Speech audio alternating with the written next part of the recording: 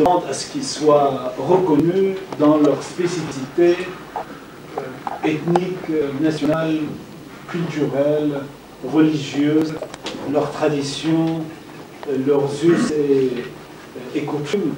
Et ce phénomène touche pratiquement toutes les parties de notre planète.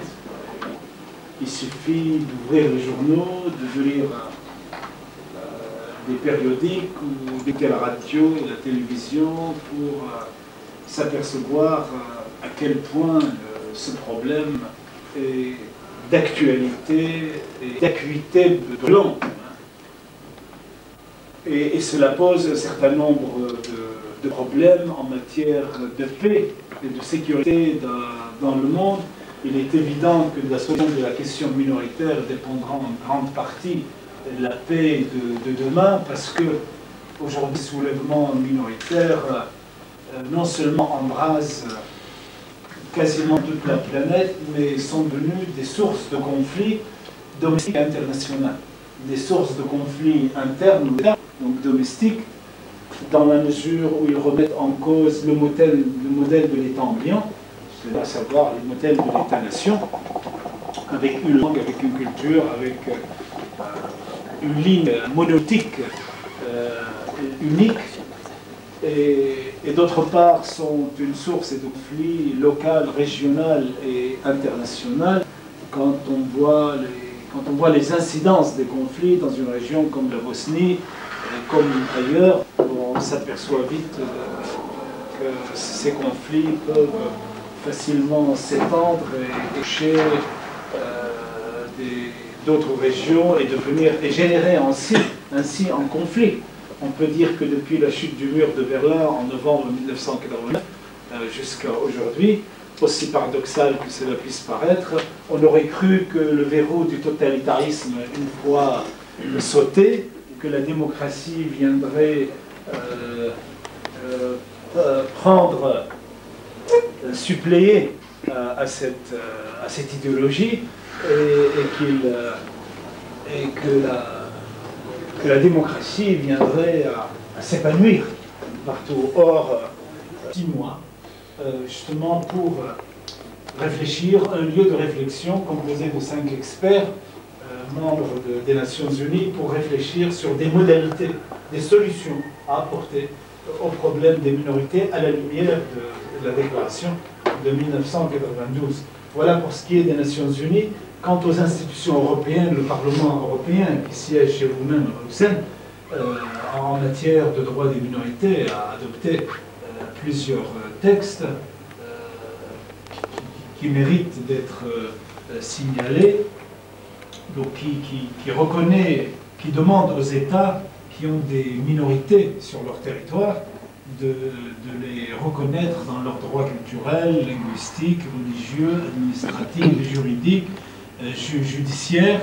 Et le Parlement européen et le Conseil de l'Europe également a adopté une législation fort avancée dans ce domaine. J'en citerai 2 des plus importants.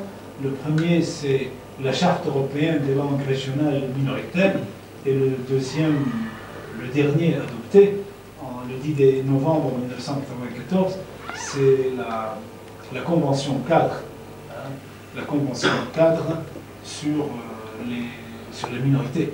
Enfin bref, le droit international, onusien comme européen, a pris une grande attention à l'égard de ce problème des minorités, et on peut dire que d'ores et déjà ils sont devenus une matière internationale qui préoccupe toutes les institutions, et en conséquence on ne peut plus aujourd'hui occulter ce problème en disant que ce n'est pas une question d'urgence.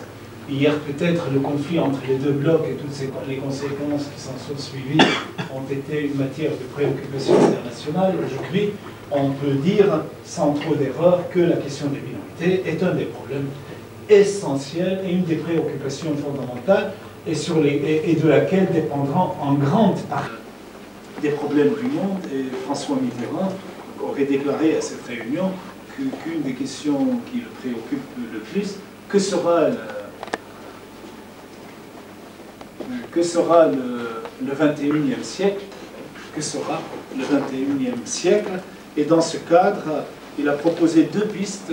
Une première, réfléchir sur les grands ensembles, les institutions régionales, comme les institutions européennes par exemple, les grands ensembles des confédérations d'États, et l'autre, celui des minorités. Et à ce sujet, il disait qu'il voit le Canada ou l'avenir de manière à ce que les minorités, dans leur identité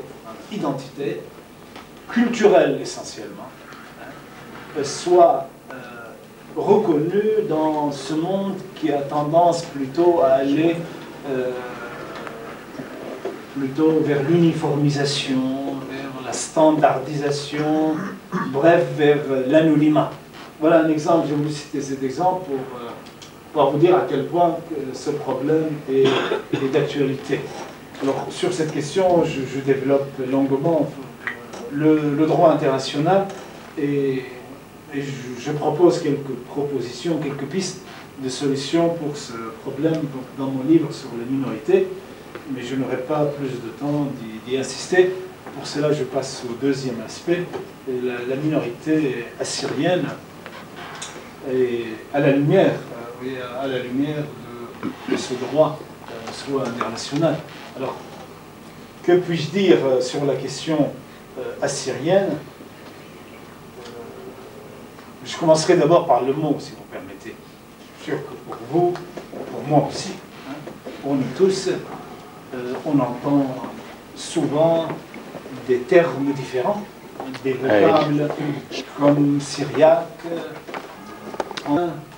assyrien aussi, assyro-chaldéen, chrétien d'Orient, des chrétiens tout simplement, ce qui rend la tâche ardue et souvent confuse. On dit, est-ce qu'il s'agit des mêmes?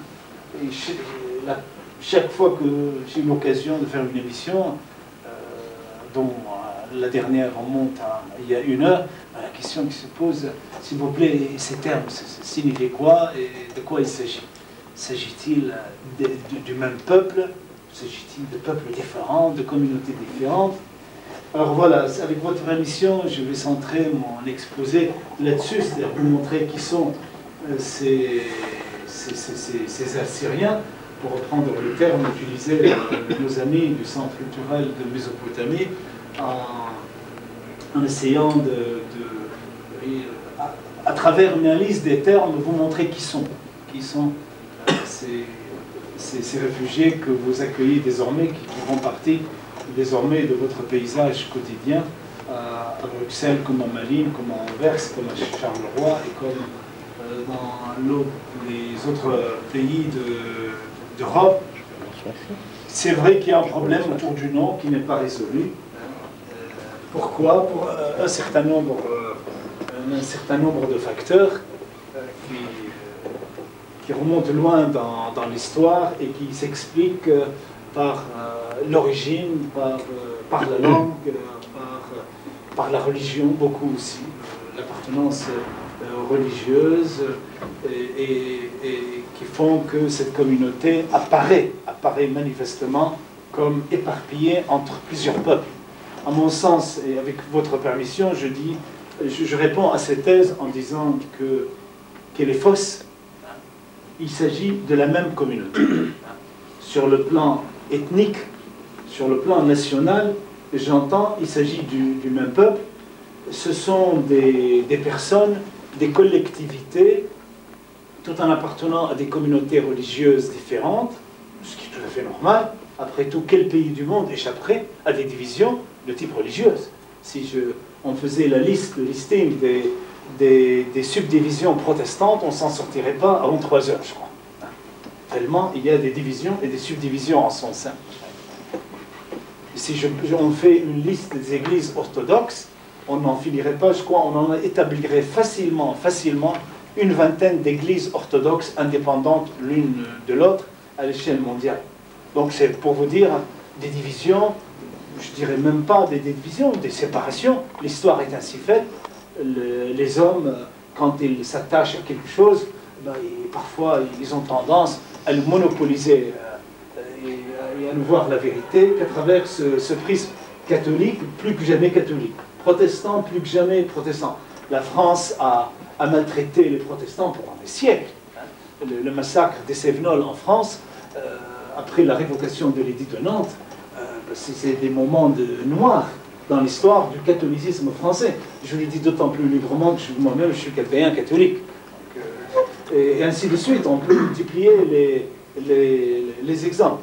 Donc en dépit des appellations différentes, il s'agit des mêmes, puisque tous se réclament, tous de la Mésopotamie, tous chantent soit Ninive, soit Aram, soit Babylone, tous.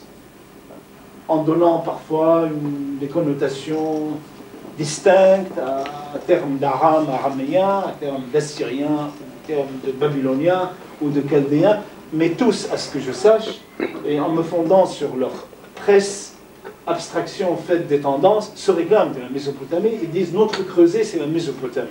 C'est cette Mésopotamie qui inclut aujourd'hui l'Irak et qui déborde vers une partie de la Turquie, la région de Tur Abdin, la région de Mardin, et qui déborde vers une partie de l'Iran, vers l'Azerbaïdjan iranien. Enfin bref, tous se réclament. Alors n'est-ce pas un sentiment d'appartenance à un même pays, quelles que soient les appellations, quelles que soient les appellations.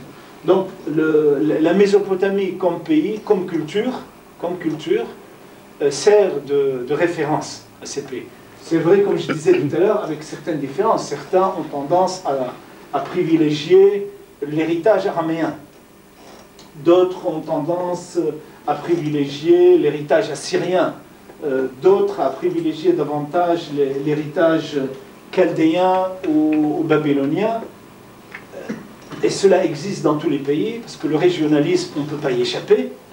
On a tous tendance à considérer sa région comme la référence, ce qui est tout à fait normal et légitime, c'est après tout humain, mais tous se réfèrent au même pays, et chaque fois que 2 ou 3 Mésopotamiens se rencontrent avec la bonne volonté de discussion sans fanatisme, sans que chacun veuille tirer le tapis de son côté, ils finissent grosso modo par s'entendre. Donc la Mésopotamie est la référence. On la voit dans Bahru Solioyo, on la voit dans Hoyodo, dans toutes les revues. C'est ce pays qui reste la référence. Deuxièmement, concernant la langue, ces personnes parlent la même langue. Il s'agit de l'araméen que l'Empire assyrien a adopté pour des raisons de commodité au 6e siècle, 7e siècle avant Jésus-Christ comme sa langue véhiculaire. Et cette langue sert de référence. C'est la langue qui a été adoptée par le royaume d'Édesse, dirigé par Abgar. Et c'est cette langue qui est aujourd'hui le véhicule culturel de cette communauté, de cette pan-communauté, de cette communauté dans son ensemble. Vous me direz avec des dialectes différents, vous me direz avec une écriture légèrement différente, je répondrai quel peuple dans le monde, sa langue n'a pas connu des dialectes différents, et quelle écriture, surtout une écriture qui connaît une des plus importantes longévités dans l'histoire de l'humanité, puisque les premières traces de la langue araméenne datent de 1000 ans avant Jésus-Christ. Donc une langue qui est en usage depuis 3000 ans, il est normal qu'une langue connaisse une évolution scripturaire dans son histoire et que elle finisse aussi par s'écrire de manière, je ne dirais pas divergente, non. Il s'agit du même alphabet comme source, mais on l'écrit légèrement différent. Pour quelqu'un qui est avisé, pour quelqu'un qui est un tant soit peu cultivé, il peut, sans trop de difficultés, se reconnaître à travers que l'un dise alors ou que l'autre dise Allah, ou Taoudisagi, s'il connaît un peu l'araméen classique, il comprendra vite que Taoudisagi, ça veut dire c'est merci beaucoup, même si l'autre, Haoud Basima, parce qu'il utilise davantage dans ce cas le dialecte, il comprendra qu'il s'agit de la même langue. Donc la langue n'est pas un facteur voilà, de divergence. Et ensuite, il y a l'élément religieux. L'élément religieux, c'est un peuple qui est chrétien. Et à cette occasion, j'ai le plaisir de vous annoncer la sortie prochaine de mon livre, début avril, sur Babylone chrétienne, où je trace l'histoire du christianisme mésopotamien depuis saint Thomas et saint Pierre jusqu'à aujourd'hui. Alors à ce sujet, l'on peut dire que c'est un des premiers peuples chrétiens dans le monde. C'est une chrétienté qui est aussi vieille que le christianisme lui-même, puisque c'est un christianisme apostolique. C'est un christianisme qui date des apôtres. Autrement dit, cette Mésopotamie, comme d'ailleurs l'ensemble du Moyen-Orient, vous m'excuserez des termes, n'a pas connu le christianisme dans les fourgons de je ne sais quel missionnaire zélé venu en Orient ramener des gens au christianisme. Vous savez qu'il y a des continents qui ont connu le christianisme par la ferveur des missionnaires, au XVIIIe, surtout au XIXe siècle. Or, le christianisme mésopotamien, en l'occurrence, non seulement il n'a pas accédé à ce message chrétien par les missionnaires, mais au contraire, il a été missionnaire lui-même, puisque l'Église d'Orient, s'est étendue largement au-delà de la Mésopotamie et comptait au XIIe, XIIIe siècle, comptait probablement plus de 60 millions de fidèles dans le monde, puisqu'elle s'étendait jusqu'à la Mandchourie, englobait toute l'Asie centrale, Samarcande, etc., le Tibet, la côte Malabar, une partie de la Chine, etc. Donc c'est une église qui était fort rayonnante sur des siècles. Donc c'est un christianisme apostolique, un christianisme missionnaire, qui a beaucoup donné à la chrétienté, et ce, dans tous les domaines. Dans le domaine religieux, oui, et aussi dans le domaine profane, et dans le domaine temporel et historique. Mais c'est une chrétienté qui a connu des divisions en son sein. Aujourd'hui, on nous dit « Ah, vous êtes divisés ». Moi, je réponds « Mais quelle église dans le monde n'est pas divisée ?» On me donne seulement une seule église qui n'est pas connue des divisions dans son sein. Il y a en conséquence les conciles d'Éphèse et de Chalcédoine, le 431 pour ce qui est d'Éphèse, et de Chalcédoine 451, ont laissé leurs traces. Sur cette chrétienté, puisque dès cette époque, plusieurs branches se sont créées et se sont développées d'une manière indépendante, et à certains moments, ils se sont opposés même vivement, comme partout ailleurs dans le monde. Alors ces conciles auxquels on se réfère, parce que c'est les dates, elles marquent les divisions entre l'église d'Antioche, celle syriaque, orthodoxe, et orthodoxe dans le sens étymologique du terme, pas dans le sens hiérarchie orthodoxe, parce qu'il ne relève pas de la juridiction du patriarcat de Constantinople. L'église orthodoxe, l'église dite nestorienne, comme l'autre dite jacobite, l'église dite nestorienne, parce qu'elle n'est pas aussi nestorienne qu'on le pense, et à mon avis, Nestorius, on a commis des injustices à son égard, parce que maintenant on redécouvre, et surtout grâce aux travaux de André Le Halleux, que Dieu ait son âme, que Nestorius lui-même n'était pas nestorien. Et que cette image qu'on a donnée de Nestorius lui-même et de l'église de Mésopotamie, c'est-à-dire l'église d'Orient, dite nestorienne, mérite à être révisée. Et d'ailleurs, cette image a été en partie révisée lors de la déclaration christologique commune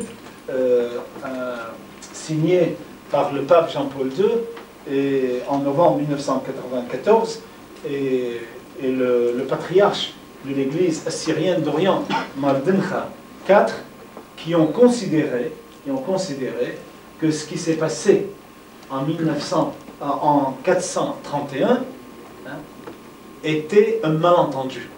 1500 après, mieux vaut tard que jamais. 1500 après, on considère que c'était un malentendu. Et en conséquence, on réhabilite cette église d'Orient, cette église nestorienne.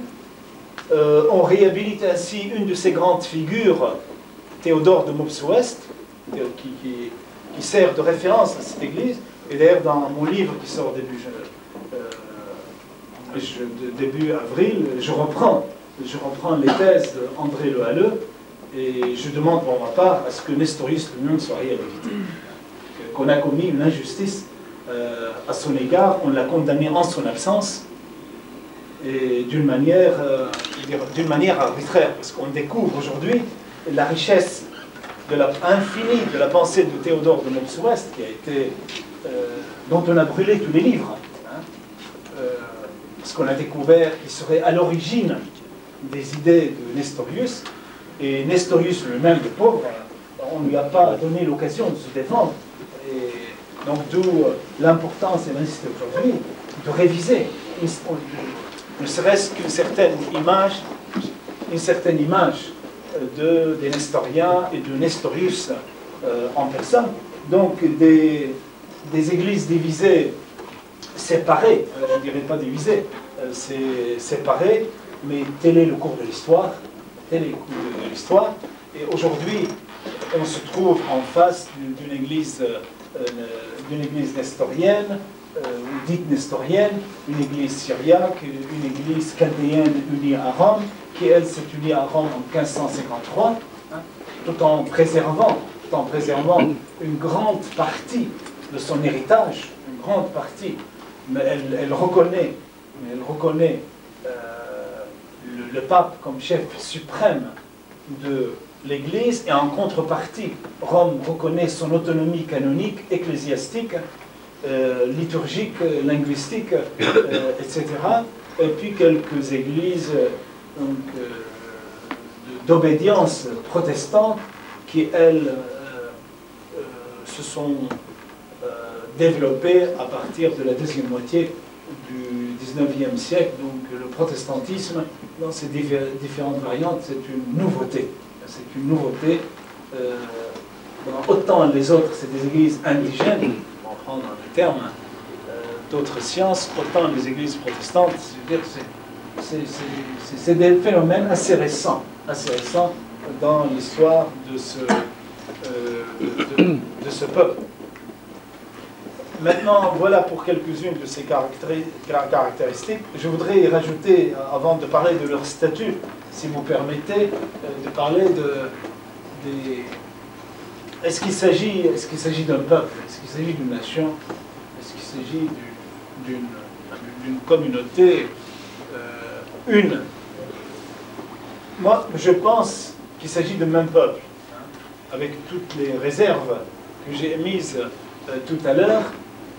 Il s'agit du même peuple, mais que les avatars de l'histoire et les accidents de la géographie et de la politique ont séparé. Or, imaginons un seul instant des régions comme le Tour Abdin, qui pratiquement, où des populations ont vécu en autarcie totale. J'utilise autarcie pas seulement dans le sens économique, mais aussi dans le sens de vie, où en raison d'une déficience totale de communication. Les gens qui vivaient dans ces villages, en autarcie, d'ailleurs chaque village, parfois, ne connaissait même pas le village qui était à 50 km de lui.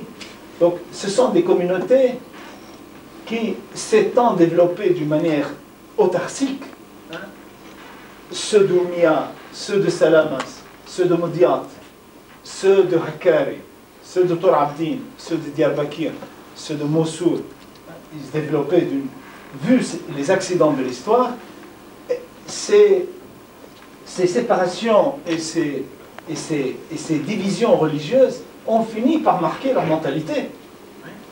Surtout quand on sait qu'en Orient, la religion est une référence principale. On est d'abord religieux, c'est-à-dire on est d'abord de l'autre monde avant d'être de ce monde. Vous avez dû le rencontrer peut-être dans vos contacts avec les membres de la communauté, où le nom de Dieu revient à chaque instant dans la discussion, où vous entrez dans les maisons, vous les voyez décorés d'une multiplicité de signes et de symboles religieux. Si les catholiques, il y a non seulement un pape, mais il y a 5 papes, des tapis sur lesquels il est tout fier de mettre le pape comme référence, ou des icônes de la Vierge Marie, ou de son patriarche, de son évêque, de son prêtre. Et disons-nous une chose, c'est que ces communautés ont vécu ainsi sur 2000 ans. Alors cela finit par déteindre sur la mentalité et sur l'identité, c'est-à-dire ces séparations géographiques, ces divisions linguistiques, ces divisions religieuses ont fini par déteindre sur eux et faire de chaque communauté la communauté référence, puisque chacune considère que c'est la sienne, la vraie. On est loin de l'œcuménisme, on est loin de... Chacune considère comme la sienne est vraie, et comme étant la source en quelque sorte. Mais que voulez-vous? Les hommes ont besoin de se contacter physiquement pour se connaître. Ils se contactent, l'ironie d'histoire veut qu'ils se voient ici en Europe chez vous. Il vient de Tor Abdin, il vient de Azakh, il vient de Modiat, et il a fallu qu'il vienne à Bruxelles pour qu'il rencontre celui qui vient de Hakkari. Parce que là-bas, vu les raisons que j'ai développées, il n'a pas eu l'occasion. Quand il le voit, il parle un dialecte différent. Si son niveau est bas, ce qui est le cas, que voulez-vous, hein? On a ce qu'on a dans la vie. Il dit, mais est-ce qu'on parle la même langue? Est-ce qu'on est le même peuple? Est-ce qu'on est de la même religion? Il dit, est-ce que vous êtes syriaque? Il dit non. Alors, syriaque pour lui c'est référence. Alors il suffit qu'il dise chaldéen ou nestorien, tac, ça vient comme ça. Récemment j'étais en Grèce, j'étais à Salonique, où j'ai rencontré un certain nombre de dignitaires orthodoxes. J'ai été dans un village me recueillir dans une église orthodoxe grecque. J'entre comme ça, avec mon fils, j'entre dans l'église, on prie un moment. Et à un moment donné, il y a un pope orthodoxe qui arrive. Et il me parle en grec, je lui dis, je ne parle pas, je lui dis, you speak English? Il me dit, oui. Il me dit, are you orthodox? Il me dit. Je lui dis, I like Orthodox, but I am not Orthodox. Je lui dis, j'aime les orthodoxes, parce que je ne vais pas le choquer aussi. Oui, c'est la référence. Il m'a dit, je lui dis, j'aime les orthodoxes, et c'est vrai, j'aime les orthodoxes, comme j'aime tous les hommes, plus particulièrement peut-être parce que c'est l'Orient avec lequel je me sens très lié, effectivement, y compris avec l'orthodoxie. Je lui dis, mais je ne suis pas orthodoxe. Alors il me prend comme ça, puis après il me donne 2 pains bénis, hein, et je lui baise la main, je lui ai baisé la main, il m'a donné 2 pains bénis, et je suis parti avec les 2 pains. Alors si je lui avais répondu, non, je ne suis pas orthodoxe, il aurait dit, c'est quelqu'un qui est anti-orthodoxe. Il est anti-orthodoxe. Alors, multiplions ces cas et prenons-les au cas de ces villages du fin fond. Vous êtes chaldéen, vous êtes le critère. Vous êtes nestorien, bravo, vous êtes dans la bonne ligne parce que vous êtes resté fidèle à votre église, vous n'avez pas été vers Rome. Il y a l'imaginaire qui travaille. Orthodoxe, alors là, syriaque, orthodoxe, syriaque, catholique, alors là, syriaque, catholique, ça passe pas. Ça passe pas, c'est le même problème que nestorien et chaldéen. Le même problème. Moi j'ai lu des livres dont de la grande figure qui s'appelle Ishaq Armeli. Ishaq qui est une grande figure des études syriaques arméniennes, qui a écrit un livre, Nakabat fi Tarikh al-Nasara, il a écrit sur les calamités dont les Syriaques ont été victimes en 1915. Or, dans son livre, il ne ménage pas les Syriaques orthodoxes. Et ça me fait mal plutôt pas. Je sais pas, parce que quand il parle des Syriaques catholiques, c'est bon. Et des Arméniens catholiques. Quand il s'agit de Syriaques orthodoxes, oui, même quelqu'un du niveau, du niveau de l'éminence dont était Ishaq al-Maleh, qui est un grand nom des études syriaques, aujourd'hui, devant quelqu'un, le prêtre dit syriaque, chaldéen, et tout cela, et l'Orient est ainsi. L'Orient aussi est ainsi, tout l'Orient, mais cela ne préjuge en rien de l'identité ethnique. On peut très bien appartenir à une même identité, tout en se réclamant d'églises différentes, et après tout, l'imaginaire de l'oriental est un imaginaire fondamentalement plus religieux que national. Maintenant, cette remarque fondamentale, à mon avis, faite, aujourd'hui, il y a quelque chose de nouveau qui s'est passé dans cette communauté. Aujourd'hui, que ce soit au Moyen-Orient ici, il y a des hommes et des femmes qui, tout en ayant des sensibilités différentes, disent « nous appartenons à un même peuple ». Est-ce qu'on peut leur dénier ce droit? Et au nom de quoi? Au nom de quoi? Au nom des facteurs objectifs qui forment une nation? Certainement pas. Puisque je les ai développés tout à l'heure, le pays, le territoire, la langue, la culture, etc. Au nom de l'origine, certainement pas. Et au nom de quoi alors? On peut dénier à ces hommes et à ces femmes de dire non, vous n'appartenez pas à la même nation. Il m'est arrivé de discuter avec plusieurs personnes en France, notamment des gens éminents, et qui me disaient est-ce que vraiment vous êtes du même peuple? Et je lui disais, cher ami, cher père, laissons la culture de côté, laissons-la, et allons du côté du sentiment. Je lui dis, quand quelqu'un se sent appartenir à un peuple, rien au monde ne peut changer. Et l'appartenance nationale, on a beau expliquer, on a beau dire à l'autre, oh, vous savez, c'est pas la langue, c'est pas la culture, c'est des sentiments. L'amour a ses raisons que la raison ne connaît pas. Et l'appartenance à une nation a ses raisons que la raison elle-même ne connaît pas. Rien au monde ne peut empêcher quelqu'un, si tel est son sentiment. Comme disait Ernest Renan, la nation, c'est la volonté de vouloir vivre ensemble. C'est une âme. Il dit, la nation, c'est une âme. Et tous les facteurs que j'ai développés tout à l'heure, c'est le corps qui habite l'âme. Toujours est-il que derrière le corps, il y a l'âme.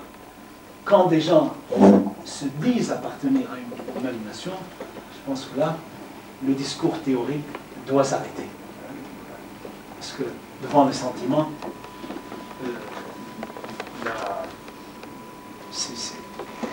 les sentiments, c'est l'élément déterminant. Or, il y a un phénomène nouveau. Il n'est pas si nouveau que ça, il date de 1850, qui dit que ces communautés appartiennent à un même peuple. Ça date de 1850, ça ne date pas d'aujourd'hui. Aujourd'hui, c'est vrai que dans les 30 dernières années, il a connu un accroissement, un développement. Aujourd'hui, de par les communautés religieuses, ils se disent appartenir à un même peuple. Et aujourd'hui, cette ligne, elle n'est pas exclusive, mais elle est prévalente. Elle est prévalente, elle est dominante. C'est vrai qu'elle n'exclut pas les autres, parce que les autres tendances existent aujourd'hui, mais elle est dominante, et je dirais même, elle devient réaliste. Elle devient plus englobante des différentes variétés en son sein, chose qu'elle ne faisait pas toujours dans le passé. Et on en est là. Alors, assyrien, on l'appelle assyrien, on l'appelle... elle a d'autres appellations. Moi, aucune ne me gêne, je suis araméen moi-même, je suis assyrien moi-même, je suis assyro-chaldéen aussi. Et si cette communauté, si la volonté de cette communauté, c'est le terme assyrien, je trouve... Je me plie à la volonté de la communauté. Je pense que le problème n'est pas là. L'essentiel, c'est l'appartenance à une identité. Et c'est cette identité qu'il faut développer et préserver. L'identité développée et préservée dans l'avenir. Pourquoi j'ai insisté sur cet aspect? Vous allez me dire, parce que je sais que le problème existe dans la diaspora, existe en Belgique comme ailleurs, où vous côtoyez les différentes communautés. Il m'arrive de recevoir des lettres de France de la part de responsables administratifs ou politiques belges, bruxellois comme anversois sur ces questions. J'ai toujours répondu dans le sens de la plus grande souplesse, mais la chose fondamentale, c'est qu'il s'agit de la même communauté ethnico-nationale. Alors son statut, j'ai encore 2 minutes, son statut, donc comme vous le savez, quand des gens émigrent, ils n'émigrent pas de leur plein gré. Quand on émigre, c'est qu'on ne quitte jamais, on ne quitte pas comme ça ses biens, son pays, surtout des terres auxquelles on est attaché, sur lesquelles les aïeux, les ancêtres ont vécu depuis très longtemps. Or, les avatars de la vie politique aujourd'hui font qu'une partie importante de cette communauté a pris le chemin de l'exil, notamment ceux de Turquie, On dénombre aujourd'hui entre 100 000 à 150 000 personnes appartenant à ces différentes communautés ayant déserté la Turquie. Le pays est devenu, leurs terres sont devenues des déserts. Venus en Belgique, je ne sais pas combien est leur chiffre, entre 10 à 15 000 personnes en Belgique, enfin toute communauté confondue, donc en raison, bref, de l'intolérance de toutes sortes qui règne dans ces pays, en Turquie comme ailleurs, et qui font que cette communauté aujourd'hui se trouve ici et que voilà, un jour, 24 février 1997, on se trouve réunis à Saint-Josse pour parler de cette communauté dont le pays est à 5-6 heures d'avion, 4-5 heures d'avion d'ici. Donc il y a une intolérance, il y a une politique de discrimination qui pousse cette communauté à partir, à quitter ce pays. Voilà, enfin, moi je pourrais longuement vous en parler, mais je préfère plutôt vous écouter, échanger avec vous, que de développer. Merci. Voilà, merci. Bien, ceux qui voudront intervenir ou poser des questions devront se présenter, bien sûr. Le débat est ouvert. Protection de cette minorité. Donc, qu'en pensez-vous de la protection de cette minorité?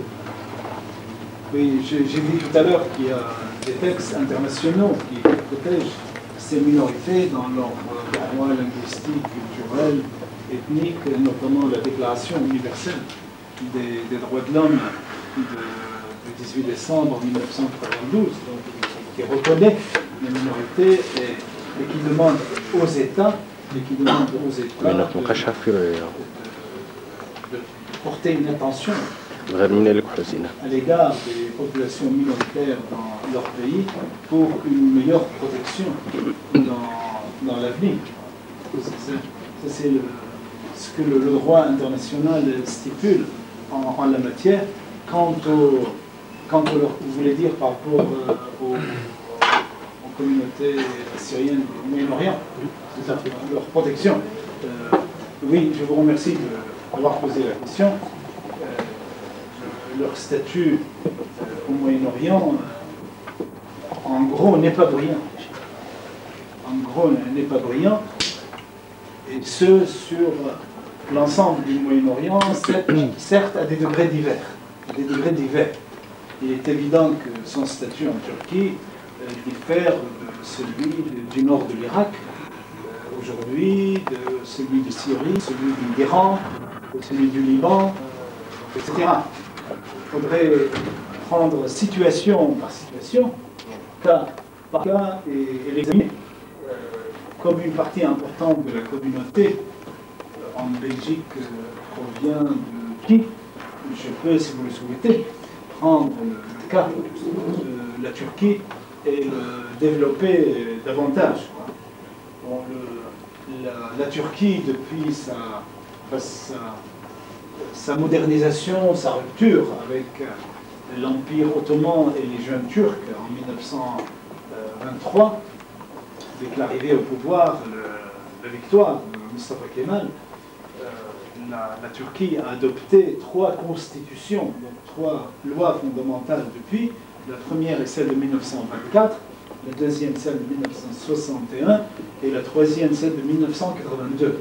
Alors, pour ne prendre que la dernière, puisque c'est elle qui est en vigueur, qui a valeur de loi, la conception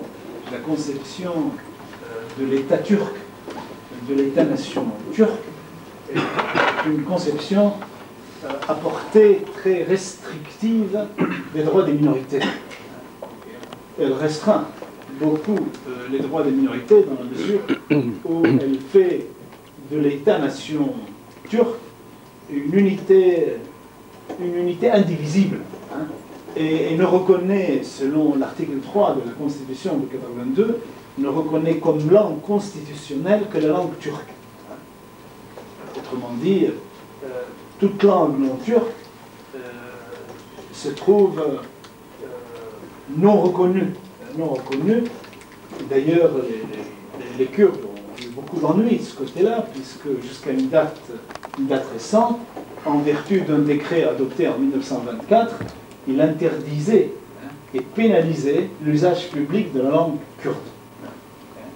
L'usage public, si vous dites que quelqu'un parle publiquement le kurde, qu'il soit pénalisé. Tombe sous le coup du code pénal. Donc jusqu'à une date toute récente, puisque avec Turki Özal, certaines modifications, même si très timides, se sont faites en reconnaissant, même si c'est timide, une réalité kurde. Il a utilisé le terme, il y a une réalité kurde. Alors, est-ce qu'il y aura dans l'avenir, et je pose la question dans mon livre, est-ce que la Turquie finira par reconnaître demain une réalité assyrienne, ou appelez-la comme vous voulez, aussi en Turquie? C'est d'autant plus important et urgent que cette communauté vit sur ce territoire depuis très très longtemps. Ce sont des indigènes. Ce ne sont pas des gens qui sont venus s'installer sur ce territoire.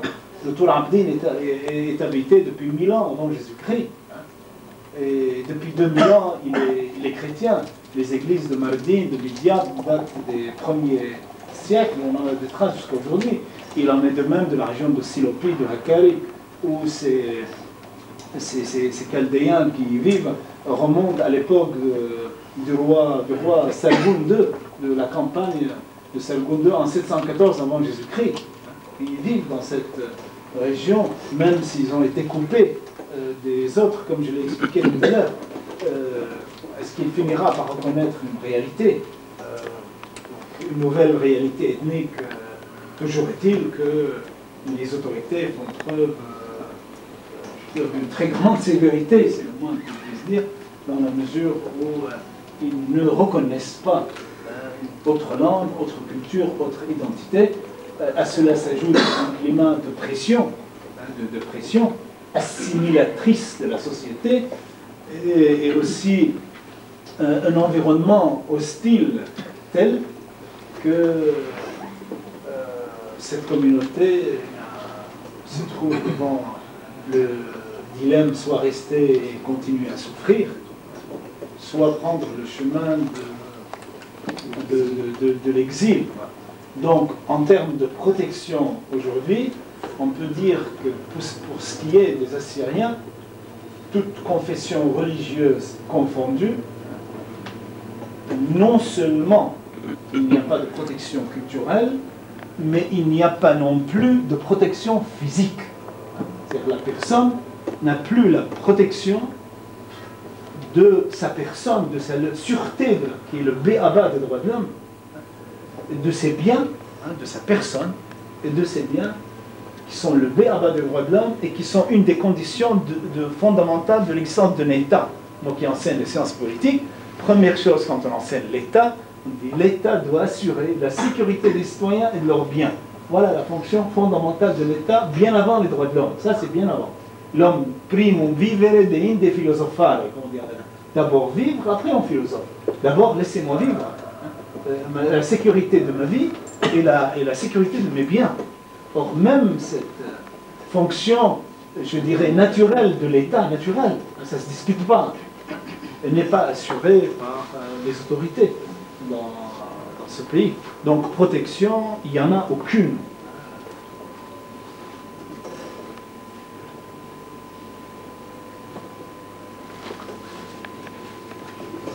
Thierry Lambert, en fait, je voulais poser une question. Donc, vous avez évoqué le problème des différences qui existent, notamment entre les dialectes, les différents dialectes actuels du néo-araméen, également les différences qui existent au niveau des églises indépendantes, rattachées au catholicisme protestant. En fait, il y a d'autres communautés qui continuent à exister, qui utilisent la même langue, mais qui ne sont pas nécessairement chrétiennes ou pas nécessairement dépendant des mêmes églises. Je pense, il en reste peu, mais les chrétiens de Ma'aloula, notamment, en Syrie. Il y a également les Sabéens, dont il reste probablement un peu, surtout suite aux diverses guerres qu'il y a eu dans la région. Et alors aussi les juifs Targoumi, donc ces juifs qui parlent l'araméen, qui parlaient en tout cas l'araméen quand ils étaient au Kurdistan. Enfin, Kurdistan, on peut l'appeler autrement, selon les idéologies. Et donc ils sont quand même relativement nombreux en Israël actuellement. En fait, ces communautés parlent la même langue, mais bon, je mets quand même quelques doutes quant à leur identité assyrienne, en tout cas sur le plan de la volonté.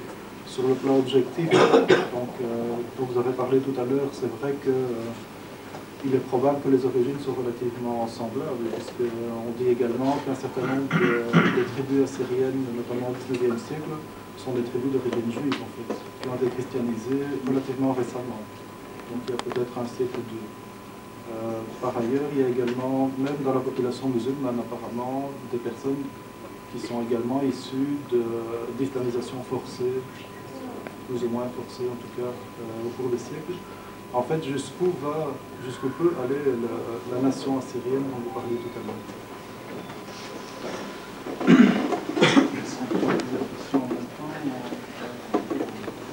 Est-ce que vous voulez bien préciser? Non, moi j'ai dit, est-ce que vous voulez qu'on prenne plusieurs questions en même temps ou on répond question par question? Vous voulez? Non, D'accord, vous pouvez répondre. d'accord.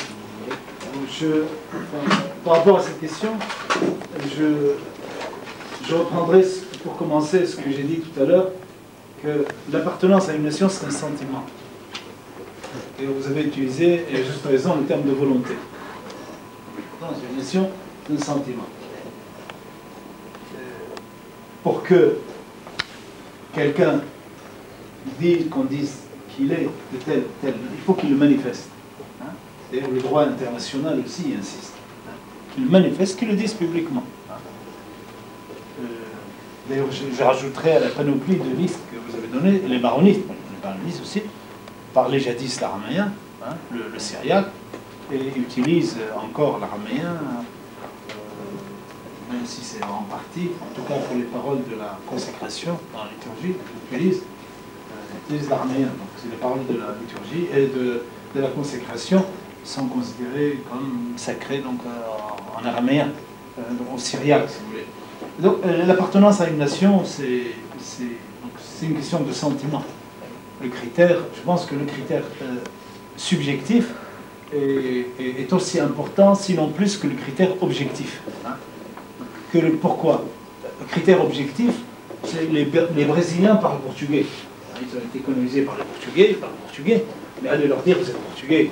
Non, mais ça ne peut pas. Je suis brésilien plus que jamais.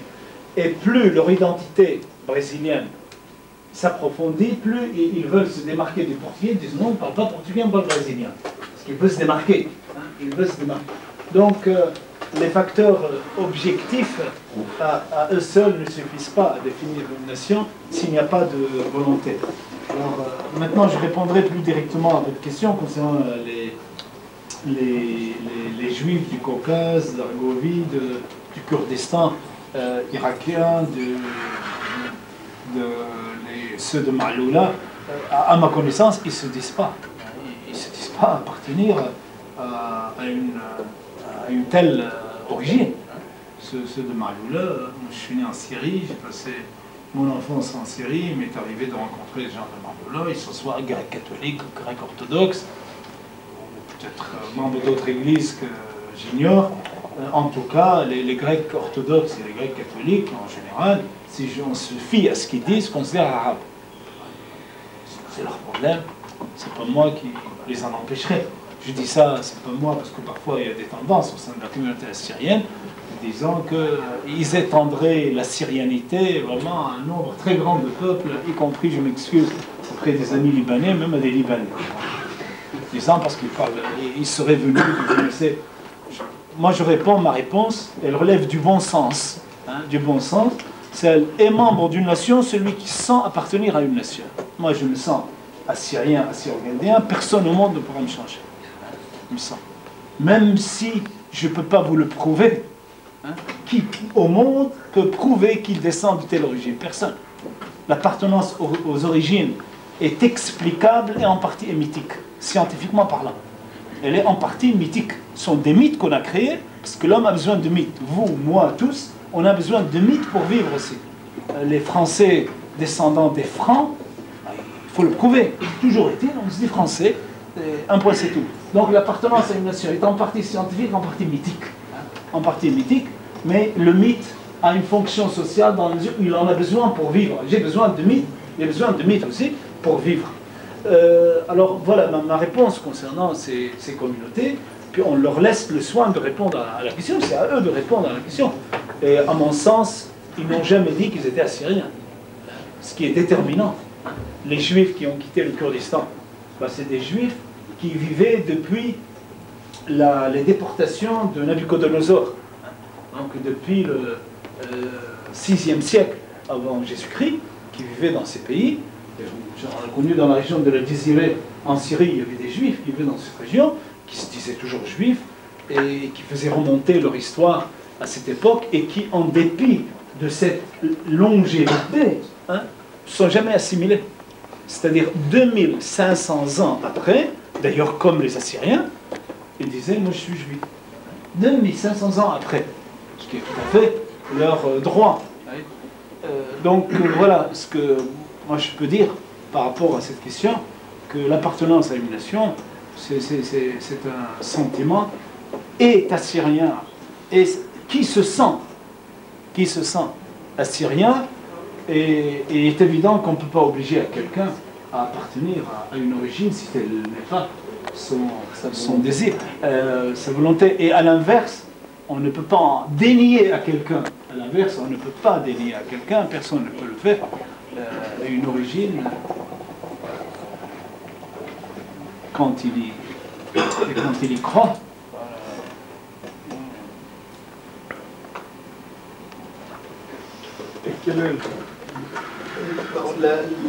Les réponses restent limitées dans la mesure où il n'y a pas de recensement comme tel. Ce sont des estimations. Alors, mais avant d'y répondre, je voudrais faire un préambule. On va utiliser le terme d'assyrien comme englobant toutes ces communautés. Donc le chiffre que je donnerai, que j'estime une fourchette probable, donc englobe toutes ces communautés. Englobe toutes ces communautés, quelle que soit leur obédience religieuse, confessionnelle et leur sensibilité nationale et politique. Il y aurait à l'échelle du monde peut-être plus de 2,5 millions à l'échelle du monde. Il reste aujourd'hui combien en Syrie, Turquie? Alors voilà, il reste combien aujourd'hui en Syrie, en Turquie? La plus grosse concentration est en Irak. Il serait vraisemblablement plus d'1 million. Plus d'1 million en Irak. Donc ce qui est sûr, plus d'un demi-million à Bagdad déjà. Il y a plus d'un demi-million à Bagdad. Donc 1 million, plus d'1 million. Quant à la Turquie, pratiquement la communauté vit depuis 20 ans une anémie, une hémorragie qui la vidait quasiment de son sang, puisqu'il n'en reste tout au plus que 10 à 15 000 en sang, alors qu'il comptait au début du XXe siècle, il comptait ils disent 15 000, 20 000, maximum 20 000. En Syrie, peut-être 200 000. Voilà. Qui est syrien, ou peut-être continue à être. C'était. Bon, par rapport à la première, les contacts, les contacts, il y en a. Moi, je peux vous dire, je suis né dans la Jizireh syrienne, c'est-à-dire au nord-est de la Syrie, dans une ville qui a fait la une de l'actualité il y a 2 jours, parce qu'on a fait des découvertes archéologiques importantes, araméennes, dans la région de la Jizireh, autour de Tabqa et de Tal Ahmar. Je ne sais pas si vous avez lu la presse, il y a une grande article dans le journal Le Monde là-dessus, des découvertes importantes. Je fais de la publicité pour ma région, j'ai pas vu il y a longtemps. Et dans cette région, le Jizireh, ben la Jizireh, c'est un brassage intra-communauté assyrienne. Un brassage.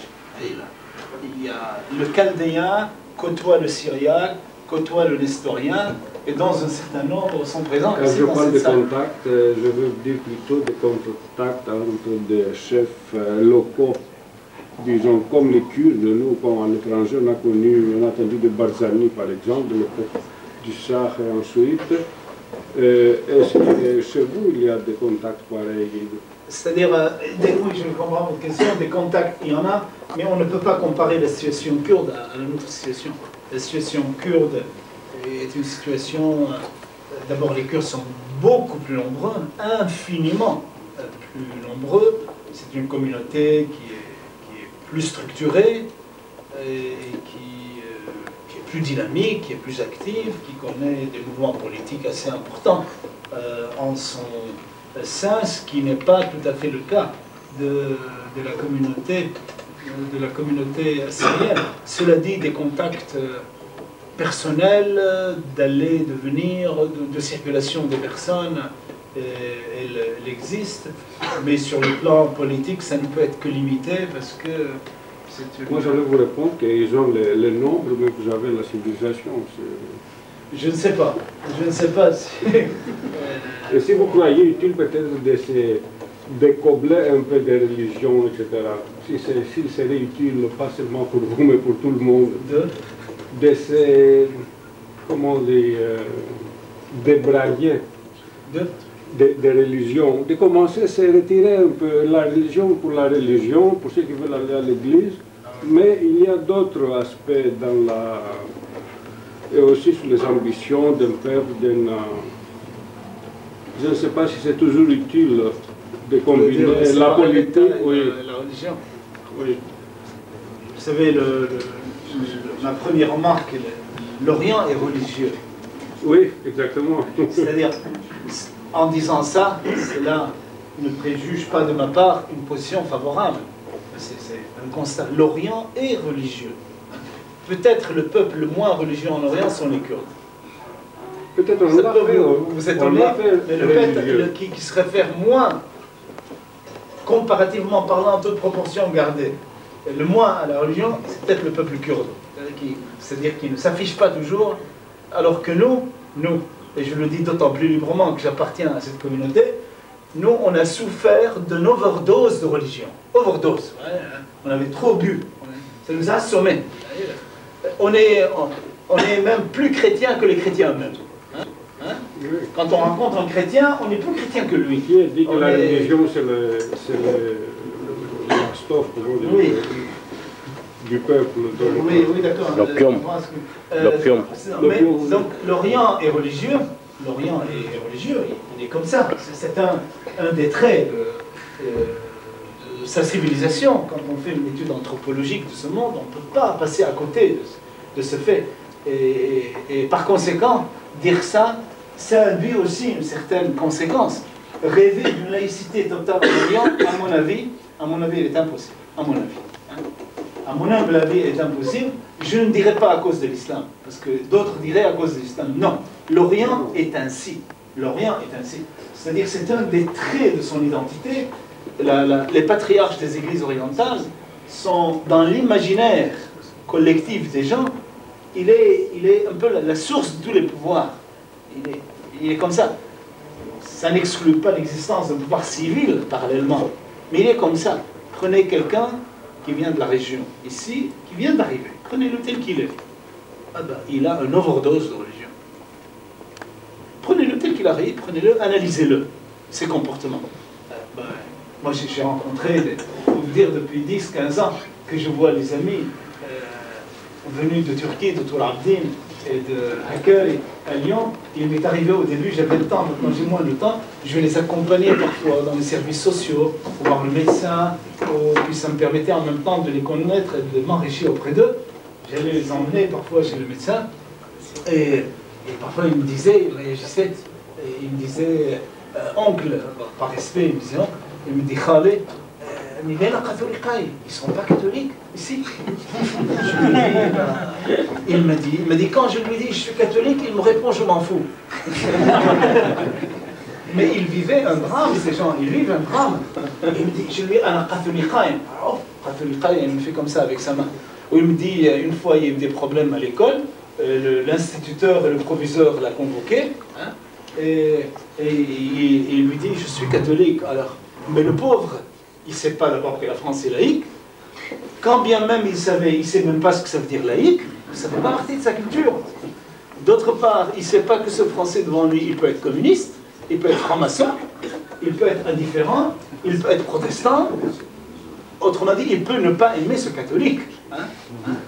Mais il ne sait pas. Alors si vous lui dites, il ne comprend pas. Et puis d'autre part, il me dit, à côté de moi, il y a quelqu'un qui prie tous les jours l'islam. Il me dit, comment nous, on les appuie pour les retrouver ici. Et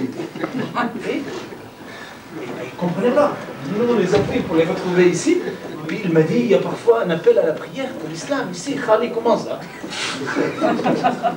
Comment ça? Allez lui expliquer. Et moi je n'avais pas les mots pour lui expliquer. J'attends, il faut attendre que le temps passe. C'est pour vous dire que cet Orient est ainsi et qu'on est obligé de tenir compte de le respecter d'abord, de le respecter dans ses et en espérant qu'avec le temps, il puisse aussi s'enrichir auprès des autres et en même temps enrichir l'autre. Mais telle est l'image telle est une des caractéristiques de cet Orient. Là, je ne fais pas d'études politiques, c'est une étude anthropologique, réalité de ces peuples. Moi-même, je viens de ce monde. Alors, je ne sais pas, je vous dis honnêtement, je ne sais pas si moi, votre humble serviteur, si je peux accepter une laïcité totale, je ne sais pas.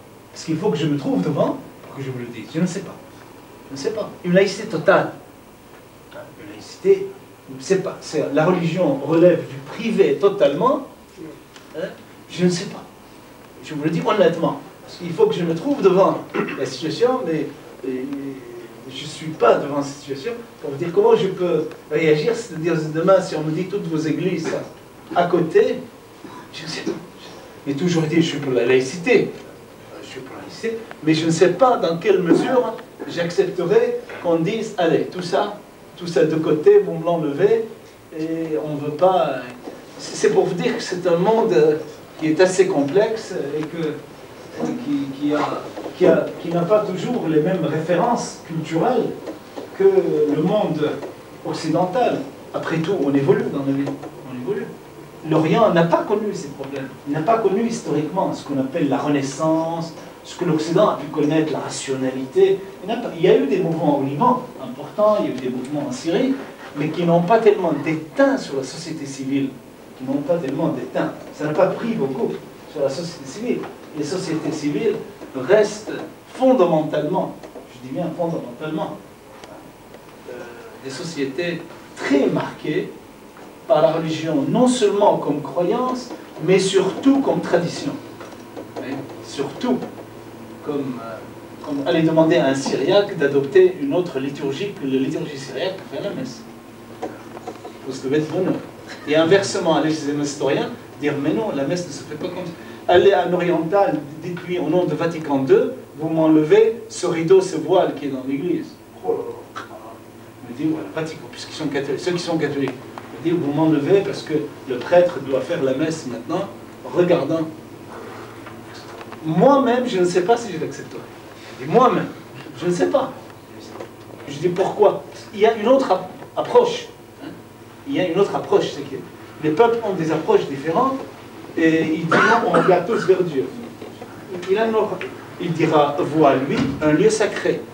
un lieu sacré. Il faut que ça signifie quelque chose pour l'autre, pour qu'il admette que c'est un lieu sacré. Il dit dans ses croyances, c'est un lieu sacré. Moi, je ne veux pas voir ce que le prêtre fait. C'est un lieu sacré. Il a la notion du sacré. Ailleurs, on a désacralisé. On dit, il faut la transparence, il faut tout voir. Tu sais, les civilisations sont... Ousmane, il a une question de la commission. Monsieur Yacoub, je voudrais poser une question au politologue que vous êtes. Bon, j'appartiens moi-même à une espèce de minorité qui a réussi à un peuple, à une nation de 300 000 personnes, qui est le plus petit État membre de la communauté européenne. Bon, ok. Alors, vous avez dit tout à l'heure, le XXIe siècle sera le siècle des minorités. Le pensez-vous vraiment? Vous avez dit qu'il y a 185 États membres aux Nations Unies. Vous avez parlé de 7000 ethnies. Quand vous voyez fonctionner les Nations Unies, le mal qu'ils ont à fonctionner, croyez-vous qu'il soit réaliste de penser que 7000 ethnies peuvent constituer une espèce d'organisme de peuple, de nation, qui soit vital et qui puisse vraiment fonctionner autrement qu'à l'état d'idée. Au sein de la communauté européenne, je veux dire, cette minorité à laquelle j'appartiens, qui bizarrement a réussi, c'est un miracle, je ne sais pas pourquoi, enfin, j'essaie de comprendre pourquoi, je n'ai pas encore compris. C'est aussi un anachronisme de l'histoire, un peu. Au niveau de la communauté, maintenant, il y a des tendances hégémoniques des grands États membres qui voudraient écarter les petits. Au niveau de la Commission européenne, il est question de dire la Belgique, la Hollande, le Luxembourg, peut-être le Portugal, les Danois aussi, qu'est-ce qu'ils ont à foutre, ces gens-là? C'est nous qui décidons, ils n'ont plus de vote, ils n'ont plus de représentants dans la Commission, ils choisiront de commun un commissaire qui sera le leur, un point c'est tout, ce sera comme ça. Les petits États membres s'insurgent contre cette façon de faire, mais la tendance existe et il faudra rester vigilant pour qu'elle ne s'impose pas. Et bon, telle est la démocratie. Alors, il y a quelque part une limite, et c'est mon autre question, est-ce que vous avez un catalogue de critères qui permettrait de dire, bon, en fonction de ces critères-là, cette ethnie-ci ou celle-là a le droit d'accéder au statut d'État-nation et d'État-nation qui a le même droit que son voisin 100 000 fois plus puissant, plus riche, etc. etc. Merci de votre question. Je voudrais faire une remarque d'abord par rapport à ce que j'ai dit, à ce que je développe dans mon livre. Je fais un constat, j'établis un constat et je fais une analyse une anatomie, en quelque sorte, des communautés et des États de par le monde qui n'induit en rien de portée politique. En rien de portée politique. C'est pas parce que je dis qu'il y a un problème minoritaire que j'induis la nécessité de revoir les États et de créer des États-nations. Absolument pas. Absolument pas. Parce que la question a été soulevée à plusieurs reprises. Et alors, comment faire? Je dis comment faire demain, ce n'est pas mon problème, c'est le problème des dirigeants politiques. Moi, ce que je fais dans le livre, c'est un constat de choses que j'étudie comme chercheur, comme analyste, que je continuerai dans l'avenir, mais cela, encore une fois, n'induit en rien de conséquences politiques. Et quand je dis que le XXIe siècle sera le siècle des identités, parce que je constate que ça va en se développant, ce mouvement, mais pour moi, je ne pousse pas la réflexion jusqu'à l'État-nation, parce que ça n'entre pas dans le cadre de ma recherche. Ça n'entre pas dans le cadre de ma recherche, et en même temps, parce que je propose une autre alternative à l'État-nation. Une autre alternative que je développe amplement dans mon livre sur le plan juridique, politique, éthique et moral. Éthique et morale. Sur le plan juridique et politique, fort du droit européen et du droit international, je dis qu'aujourd'hui, on doit écouter les minorités, on doit les écouter. Il n'y a plus d'autre solution, on doit les écouter. Aujourd'hui, si on n'écoute pas les Kurdes, la guerre va continuer en Turquie. Et continuer à fermer ses yeux, à faire la politique de l'autruche, cela conduit à voir ce mouvement se développer, c'est-à-dire qu'il y a 2 millions de personnes kurdes déplacées déjà du sud-est de la Turquie, 2 millions, 600 000 soldats qui ont été engagés dans cette région, il y a plus de 1200 villages qui ont été rasés, la politique de la terre brûlée, ça ne peut pas continuer comme ça. Alors comment ça peut continuer? Comment ça peut continuer? Ce que moi je propose, c'est des solutions dans le cadre des États existants. Dans le cadre des États existants. Pourquoi? Parce que je pars de l'a priori, si ce mouvement stato-national d'États indépendants venait à se développer, elle n'aurait plus de limite. Elle n'aurait plus de limite. Voilà une raison fondamentale qui me pousse à dire, voyons d'autres perspectives. Tout en étant assyro-chaldéen, moi j'ai jamais écrit un mot pour l'État assyro-chaldéen. Jamais, vous ne verrez jamais un mot dans mes papiers. Et chaque fois que la question m'est posée, je dis je suis un chercheur de poser la question aux dirigeants politiques de la communauté. Jamais. Jamais j'ai écrit un mot sur la question. Donc mon travail, c'est surtout faire une anatomie d'une réalité et puis d'un malaise. Il y a un malaise. Malaise que vivent les gens qui ne se trouvent pas reconnus et protégés par les pouvoirs publics. Jusqu'où peut aller leur reconnaissance? Moi, je l'arrête dans ma réflexion. Je l'arrête dans le cadre des États existants. Moi, je me réjouirais, personnellement, que les amis kurdes présents dans cette salle dans les discours, moi, je me réjouirais que le turc et le kurde vivent dans un même État ensemble. J'aime bien que les peuples vivent ensemble et le séparent. Je suis comme ça. Une partie de ma communauté n'aime pas les musulmans, moi j'aime beaucoup les musulmans. La langue arabe, j'y suis attaché comme à la langue araméenne, parce que je l'aime beaucoup. Et il se trouve qu'elle est des mêmes racines sémitiques que ma langue.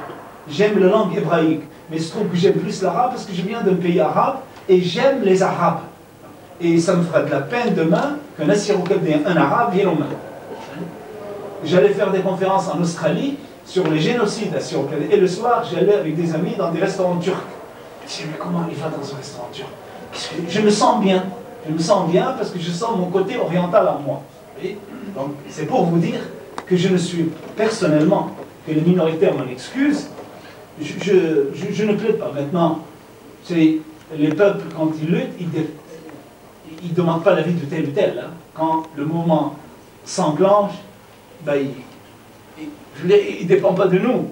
Je ne suis pas hostile, hein, mais il n'y a pas de problématique étatique dans mes textes.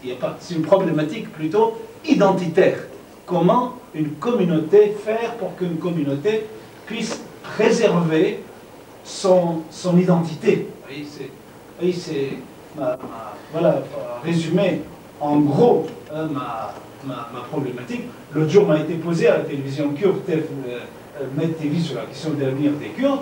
J'ai dit autonomie ou indépendance, poser la question aux dirigeants du peuple kurde, ils sont mieux placés par moi, quelle prétention, et tout, et dire je suis pour l'autonomie, moi qui suis assis derrière mon bureau, en train de lire des livres et faire des remarques, pendant que les autres agissent, moi je réfléchis, et aller leur dire ce qu'ils doivent faire, non. Les choses ont des limites. Je dis autonomie ou indépendance, mon discours s'est arrêté là où s'arrête le culturel. Quand il devient politique, je dis posez-le aux dirigeants du peuple kurde, et c'est eux qui sont mieux placés que moi pour répondre à ça. Donc ma problématique identitaire n'induit pas des conséquences politiques. Oui, je vais continuer ici, mais en tout cas, mais ça fait réfléchir les minorités. dans le sens, si on prend par exemple tout, mais vraiment je dis tout, hein, tous les traités, les pactes, les conventions cadres, les déclarations, depuis 1919, depuis la convention germano-polonaise, jusqu'aux déclarations des droits des personnes appartenant à des minorités ethniques ou religieuses, etc., qu'est-ce qu'on constate finalement? Ce sont des instruments sans mécanisme, sans champ d'application, chaque fois troués par des droits de réserve, droits de dérogation, non-soumission des rapports que les États promettent de mettre, le retard dans la signature de ratification de tous les traités. Mais ces minorités-là, ils se trouvent devant ce fait-là. Et puis alors, la logique, c'est une logique, un juge est parti en même temps. C'est toujours l'opposition entre dominé, dominant, minorité, majorité. Je peux continuer toute l'opposition des termes. Et moi, je crois que le problème, il est là. Alors, c'est pourquoi je demande, d'ailleurs, j'étais étonné, que finalement, il y a quand même d'autres alternatives, mais qui ne sont pas peut-être bien étudiées. Puisque finalement, ces États qui existent, ou bien naissants, ils ont leur organisation, je parle de toutes les organisations intergouvernementales, c'est-à-dire, je parle de la conférence sur la sécurité, etc., pays européens, le Conseil d'Europe, ou bien on prend encore les Nations Unies et tout. Peut-être la solution, c'est encore faire une organisation, comme elle existe déjà d'ailleurs, une organisation des peuples et des nations qui ne sont pas, qui existent, Non-Represented National People Organization.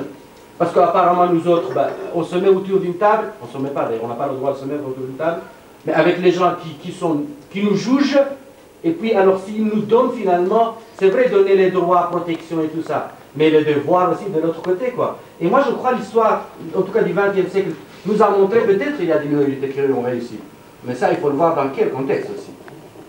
Ouais, tout le monde n'a pas la chance d'avoir quelquefois des données, etc., qui donnent la possibilité qu'une minorité réussit.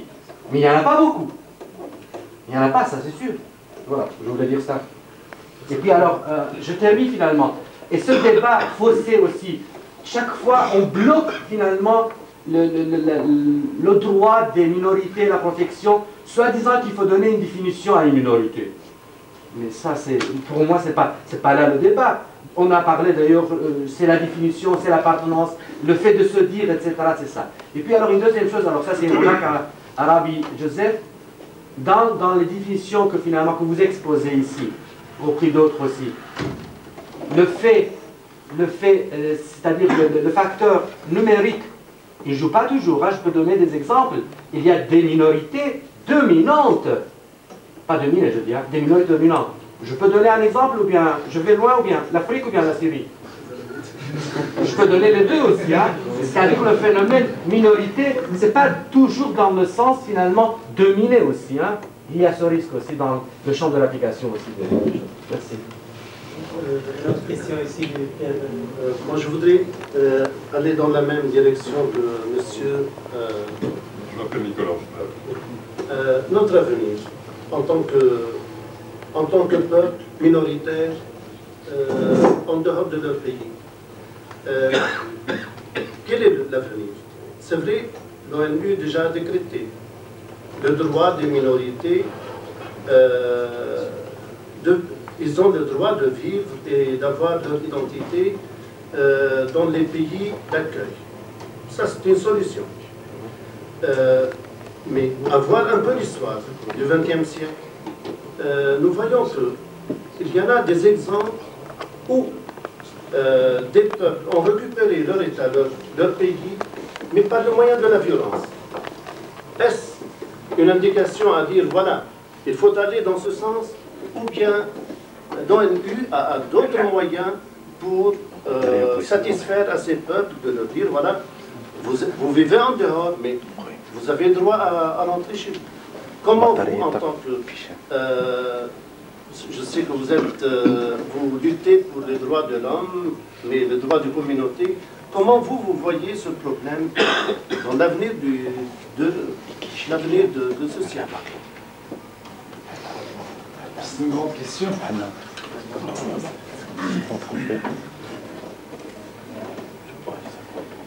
C'est une grande question. L'avenir, comment je vois l'avenir? Comme historien, je ne peux pas répondre sur l'avenir sans tenir compte du présent et du passé. Sans faire le lien entre le passé, le présent et l'avenir. Comme historien, je dirais que la plupart des États qui existent aujourd'hui, la plupart des États, notamment tous ces États qui ont accédé aux indépendances au lendemain de la Deuxième Guerre, ont accédé à leur indépendance au terme de guerre. C'est un constat, attention, je fais un constat. J'ai parlé tout à l'heure de violence. Quelqu'un disait la violence est l'accoucheuse de l'histoire. C'est malheureux, mais c'est ainsi. Et l'histoire accouche par la violence. Elle avance par violence. Et tous les États qui existent aujourd'hui, l'on constate qu'ils n'ont vu le jour qu'au terme de guerre et de conflits. Il a fallu que la Première Guerre mondiale ait lieu pour que de nouvelles nations voient le jour. Il a fallu que la Deuxième Guerre mondiale ait lieu pour qu'on voit de nouvelles nations. Il a fallu que les peuples africains, dans les années 60, résistent aux colonies, aux métropoles coloniales, pour bénéficier de leur indépendance. Ça, c'est une réalité qu'on ne peut pas contourner dans l'histoire. Dans l'histoire. Alors, cela dit, comment faire, la question qu'on peut se poser, comment faire quand les foyers de guerre se multiplient à l'infini? Aujourd'hui, les foyers de guerre, réels ou potentiels, larvés ou apparents, sont partout. C'est-à-dire le problème des minorités qu'on croyait résolu, ou plus ou moins résolu, il y a une vingtaine d'années, l'Europe croyait que c'était un problème propre à certains continents. Surtout pas le continent européen.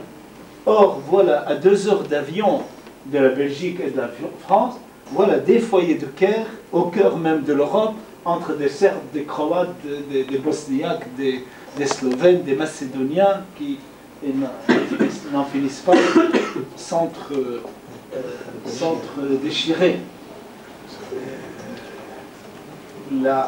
Devant ce problème, comme si l'histoire se répétait, tout à l'heure, on parlait de la SDN, de ses solutions au lendemain de la guerre.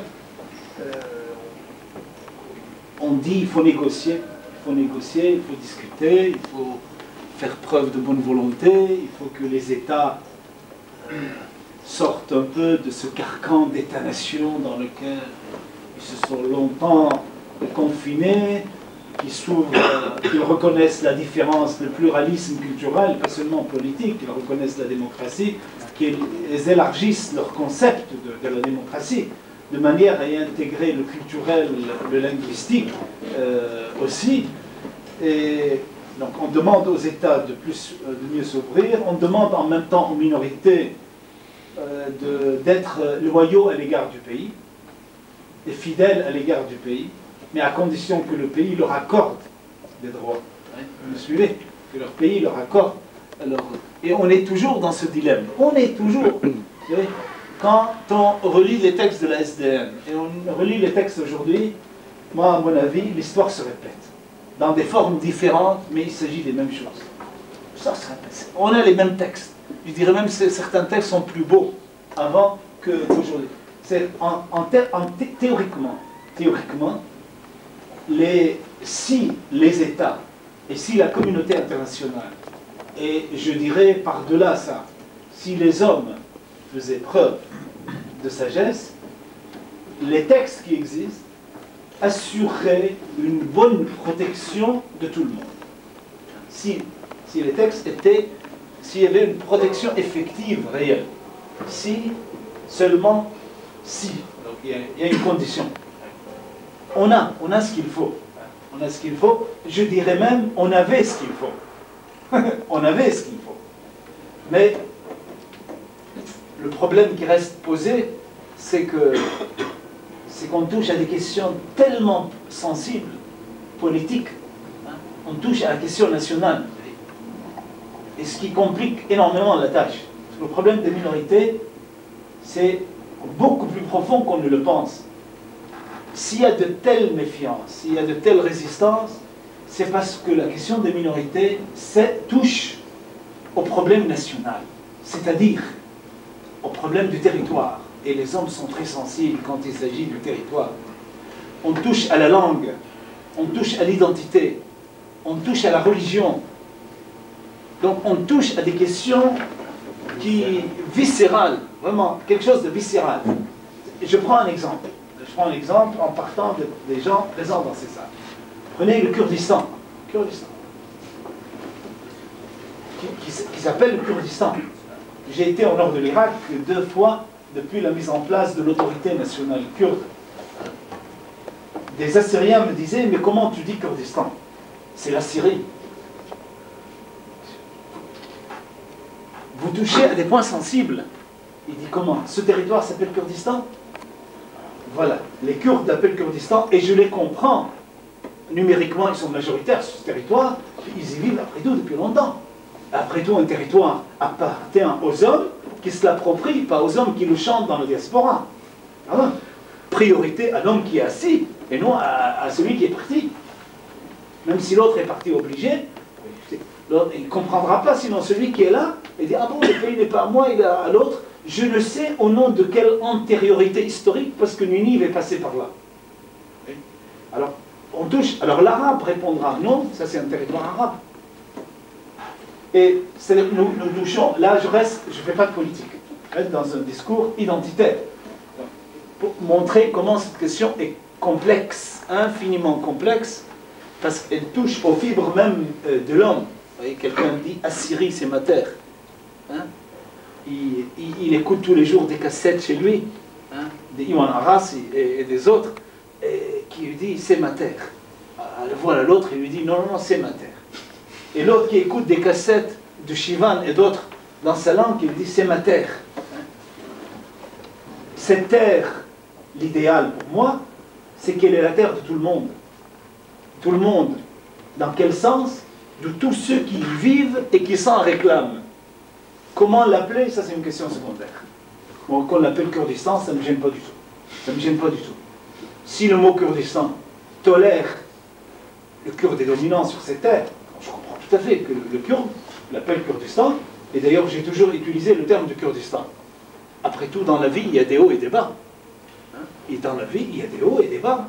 Il y a un peuple qui monte, un peuple qui descend. La vie est ainsi. On doit tenir compte des réalités et du rapport de force actuel, mais en même temps, on demande à l'autre de reconnaître une différence. Et je me réjouis de voir les Kurdes aujourd'hui reconnaître la minorité assyrienne. Ils les reconnaissent au nord de l'Irak, et ils le reconnaissent aussi dans le Parlement kurde en exil, à la télévision kurde. Ils disent, mais ce pays est à vous aussi. Moi, je dis, il faut s'en réjouir. Voilà des pistes qui peuvent... il faut faire en sorte que ces hommes restent ensemble. Vivons ensemble en reconnaissant nos différences. Vivons ensemble en reconnaissant, en cultivant nos différences. Vous allez me dire, c'est pas possible. Je vous dirais, moi, ma réponse, mes propos s'arrêtent là et ils n'iront pas plus loin. Voilà ce que je peux dire sur ces questions. Moi, je voudrais reprendre en écho la question de monsieur, parce qu'il me semble que elle se rapprochait un peu de votre remarque de fin de livre, lorsque vous avez dit que si on ne réglait pas la question minoritaire, on risquait d'avoir des lendemains qui déchantent. En fait, lorsque monsieur avait posé la question, elle était intéressante, parce qu'il a demandé, finalement, est-ce que lorsqu'on voit aujourd'hui des minorités accéder à leur indépendance par la force, et nous voyons l'ONU finalement qui n'accorde les droits à ces minorités ou qui ne les protège pas que lorsque par elles-mêmes elles arrivent à obtenir ce qu'elles demandent et par la violence, est-ce que finalement ça n'est pas encourager la violence de une et de deux? Est-ce que finalement, parce que vous en parlez parfois dans certains passages de votre livre, lorsque les minorités sont assez importantes au point de vue nombre, est-ce que finalement la solution n'est pas, dans le dialogue que vous préconisez, un même État, mais multinational? je préconise que les États deviennent multiculturels, multinationales comme solution. Parce qu'au sein de ces États, que ces différentes communautés puissent se reconnaître mutuellement, cultiver leurs différences, tout en s'insérant dans une unité. Un espace géographique. Voilà, sur le même espace géographique, qu'il y ait une reconnaissance mutuelle dans des États multiculturels, multinationaux. Oui, tout à fait, je pense que vous l'avez très bien résumé. Alors, est-ce possible? Ça, c'est une autre question. Je pense que là, les hommes ont des efforts à faire sur eux-mêmes aussi. Et les instances internationales aussi. Les instances internationales, elles sont à l'image de ce qui existe. C'est vrai, votre remarque sur l'ONU est tout à fait judicieuse. L'ONU attend la création de nouveaux États pour le reconnaître. C'est-à-dire comme si elle disait au peuple, écoutez, faites de la violence, moi je ne dis rien, triomphez chez vous, et puis après, moi je vous reconnais, j'entérine votre... Puisqu'avant, elle ne fait rien. Avant, elle ne fait rien. Elle dit, non, moi je ne veux pas entendre parler de ces problèmes. Alors, c'est comme si, oui, c'est comme si elle encourageait d'une certaine manière. Allez lutter, puis après, imposez-vous, et puis moi je... on en parle après. Voilà, on en parle. Après, c'est malheureux. C'est malheureux, mais c'est... Vous avez repris tout à l'heure, je crois, une des expressions de Boutros Ghali, lorsqu'il dit, en fait, finalement, le Conseil de sécurité, finalement, n'est que l'ensemble des États qui le forment. Des États. Des États. Oui, mais c'est ça, alors le problème, il est là, quoi. Comme disait Abdoul, on peut rêver d'une organisation, oui, soit un forum de tous les peuples. Humaniste, tous les peuples, abstrait, Rabi. Ce discours, il est très bien, humaniste, etc., abstrait. Laissez détacher de toutes les réalités. Parce qu'il faut voir la frustration qui est chez ces minorités-là. Quand je vois que moi je ne peux pas être protégé par les instances internationales, mais oui, c'est vrai. Et alors, d'une manière ou d'une autre, finalement, ils encouragent toutes les tendances, entre guillemets, intégristes, violentes, etc. Parce que, apparemment, il faut mettre tout le monde devant un fait accompli, pour être reconnu. Sinon, ça ne va pas. Je crois que le problème est là. Oui, puisque vous êtes à Bruxelles, je voudrais quand même poser une question aux spécialistes justement de minorités que vous êtes. Peut-être dans un autre sens, ces derniers temps, on a vu des délégations du gouvernement bruxellois, donc l'État fédéré de la région Bruxelles-Capitale, qui vont donner des conseils en fait à des endroits où il y a des problèmes de minorité, ou en tout cas de coexistence entre différentes communautés, dont je pense notamment à Jérusalem, Sarajevo aussi. Bon, c'est assez amusant évidemment pour ceux qui habitent à Bruxelles de se dire qu'on essaie d'exporter en prétendant c'est un modèle, donc on sait bien qu'il y a énormément de problèmes, que ce soit sur la délimitation justement de la région elle-même ou sur l'importance des différentes communautés.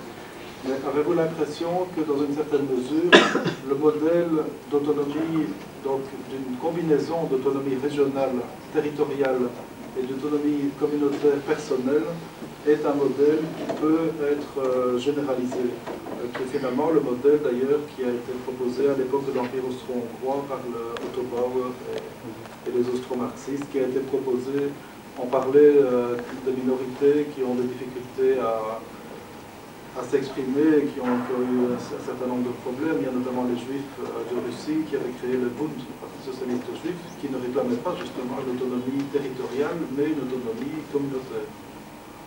Est-ce que ça peut constituer un modèle pour d'autres régions, et notamment pour les Assyriens?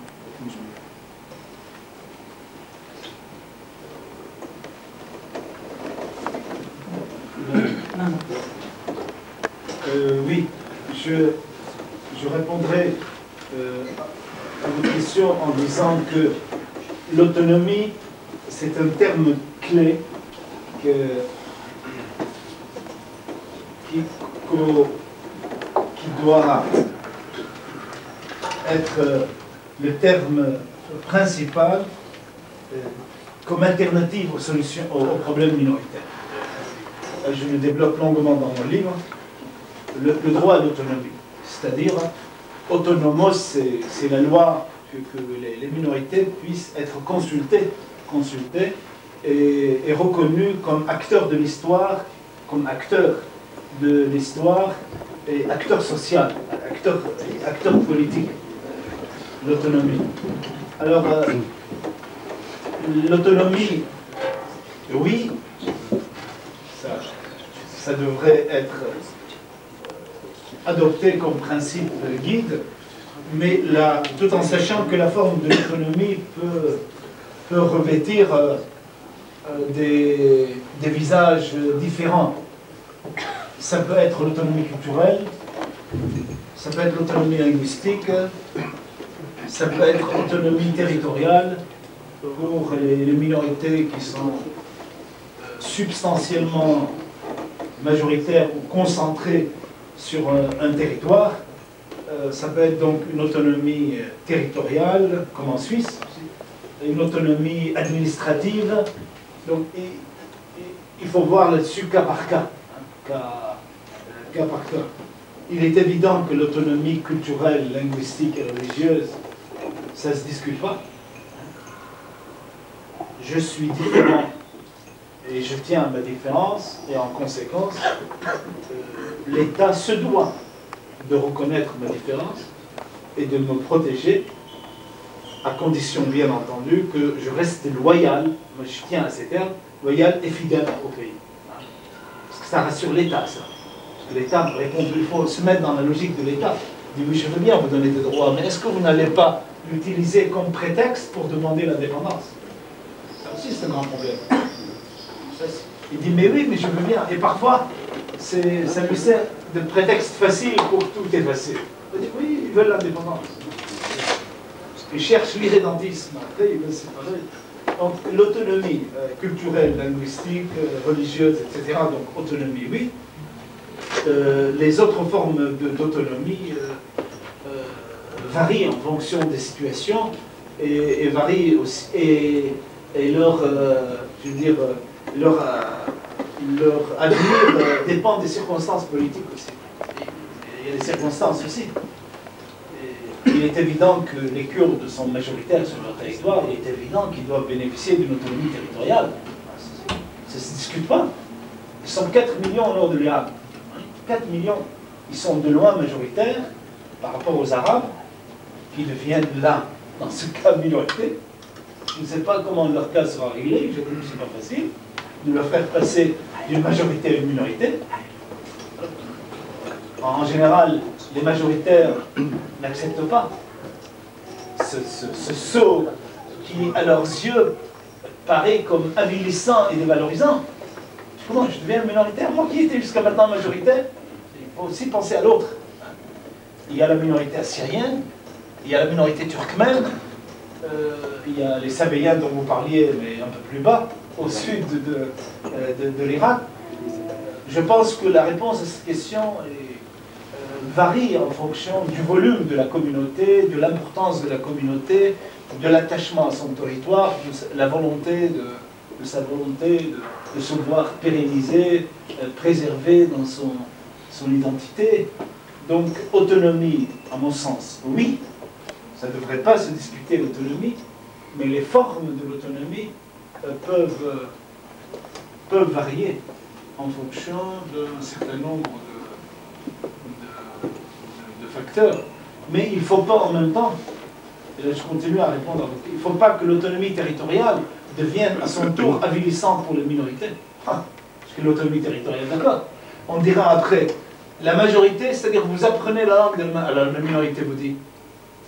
Et moi, prenez les cantons suisses, ça ne figure pas dans la constitution suisse, mais toute une législation a été adoptée, des arrêts du tribunal constitutionnel qui a désormais établi le principe de territorialité linguistique.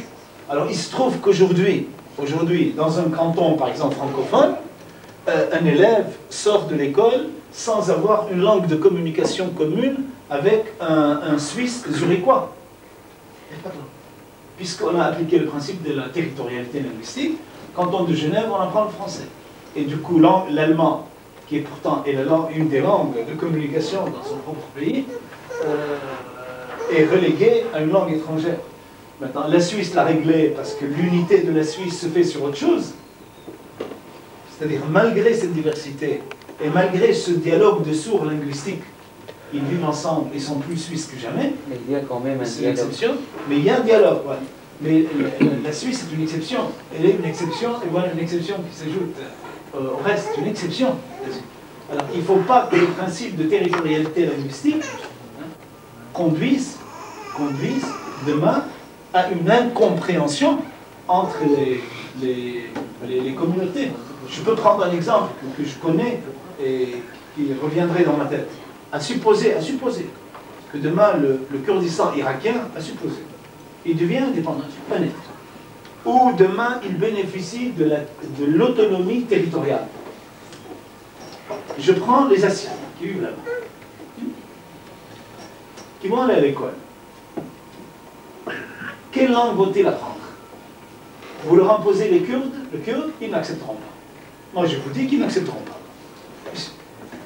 Ils n'accepteront pas. Demain, ils disent, nous, moi, on va apprendre le kurde comme langue. Ah non, ils n'accepteront pas, tout simplement. Alors, le principe de la territorialité linguistique aussi, il faut aussi aménager, voir des espaces où, comment demain, cette autonomie territoriale ne vienne pas léser les autres, parce qu'ils n'accepteront pas. Est-ce qu'ils accepteront? Non, puis il dira, mais c'est mon pays. Alors, il faut voir. Je pense que c'est un problème assez complexe. En fait, vous dites que les Assyriens n'accepteraient pas d'étudier le kurde. Je suppose que les Assyriens du nord de l'Irak, du Kurdistan irakien, ne parlent pas qu'entre Assyriens, donc ils parlent aussi avec leurs voisins. En quelle langue ils parlent? Ils parlent l'arabe, ils parlent le kurde, mais ils parlent l'arabe et ils parlent le kurde, et il dira peut-être pourquoi pas l'arabe. Par exemple, c'est une question que je pose. Mais ils connaissent les autres langues, donc ils ne sont pas bien sûr. Oui, c'est un petit peu rapproché de Luxembourg, où monsieur parlait, où finalement à l'école, les gens parlent à la fois français, luxembourgeois et allemand. Dans une même classe, finalement, il n'y a pas vraiment de différence. Mais à mon avis, si vous permettez, on ne peut pas transposer les cas européens. On ne peut pas. Vous savez, je vais vous dire pourquoi. On ne peut pas transposer. Et je porte en moi l'Orient et l'Occident. Et je les porte en moi parce que je les vis. Et depuis que ces pays accèdent à l'indépendance, on ne cesse de leur offrir des modèles. J'ai dit, écoutez, venez voir ce qui se passe en Suisse. Venez voir ce qui se passe au Luxembourg. On a été même récemment, on a emmené des Azéris azerbaïdjanais, des Arméniens, sur la région contestée du Haut-Karabakh. Venez voir en Finlande comment la Finlande a résolu le problème de la minorité suédoise. Et on leur a fait visiter les îles. Les îles que la SDN a données à la Finlande, alors que la majorité de sa population est suédoise. On les a données à la Finlande, pour des raisons stratégiques. Finalement, ils ont fini par y consentir, mais à condition que leur autonomie, sur tous les plans, y compris territorial, soit reconnue. Soit, chose faite, elle a été faite. Aujourd'hui, les Suédois de Finlande sont satisfaits, sont contents de leur sort. La preuve, ils ne le contestent pas. Hein. La preuve, ils ne le contestent pas. Et aujourd'hui, même la constitution finlandaise, on l'a changée. La Finlande a deux langues constitutionnelles, le suédois et le finnois. Alors que le suédois n'est parlé que par 6% d'après. Regardez le degré de démocratie dans ce pays. Regardez le degré. Alors, allez transposer ça, aussi noble soit-il comme exemple. On leur a dit à ces Azéris et à ces Arméniens du Haut-Karabakh qui viennent du fin fond de leur montagne, ne venez voir. Alors on les a fait venir, ils ont dû passer une semaine agréable dans les grands hôtels finlandais. Venez voir comment on a réglé ce... Autrement dit, Arméniens, restez dans le cadre de l'État azéri, mais en contrepartie, exigez de la part du gouvernement azéri qu'il reconnaisse vos droits comme cette minorité. On ne peut pas, vous voyez. On ne peut pas. Pourquoi on ne peut pas? Eh bien oui, pourquoi on ne peut pas? C'est la question. On ne peut pas parce que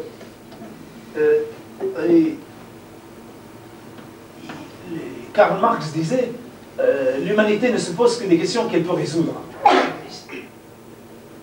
Vous dites aujourd'hui à un Azéri, un Arménien, écoutez, on va vivre ensemble malgré toute la bonne volonté, malgré les textes.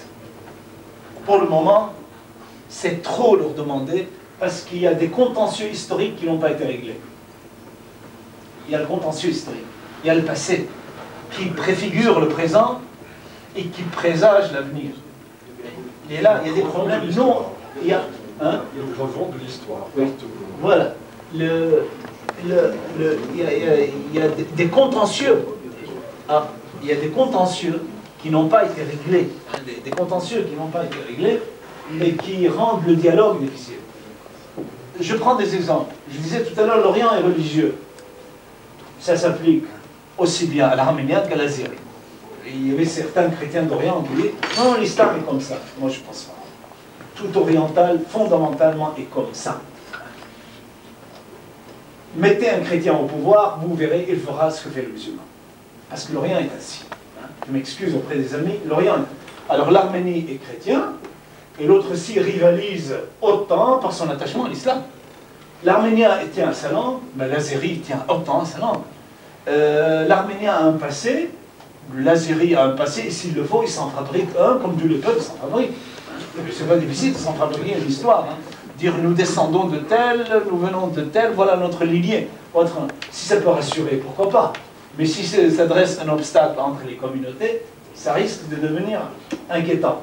Donc il y a le passé, il y a des contentieux historiques entre les communautés, il y a le niveau de développement économique,